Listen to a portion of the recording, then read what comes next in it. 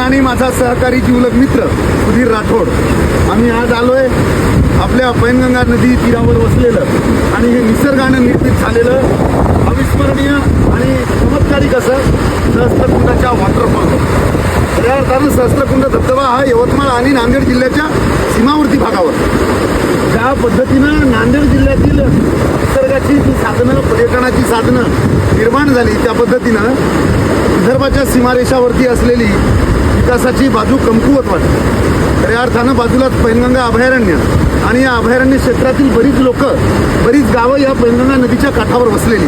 त्यातलंच एक गाव मुरली गावात आल्यानंतर आपल्याला सहस्त्रकुंडाला येताना अतिशय सोपा आणि सुखकर असा मार्ग यवतमाळवरून येताना यवतमाळ उमरखेड या ढांकी मार्गे आपण सहस्त्रकुंडाला येऊ शकतो. फार बोलणे नाही, आपण हा दृश्य पाहताय. या दृश्याला पाहण्यासाठी पावसाळ्याच्या दिवसात लाखो पर्यटकांची गर्दी या ठिकाणी पाहावयास येते. माझ्या बंदी भागाचं खरं वैभव, आमचं सोनं, आमची आणबाण शान सहस्त्रकुंड धबधबा. नक्कीच भेटीसाठी या. धन्यवाद.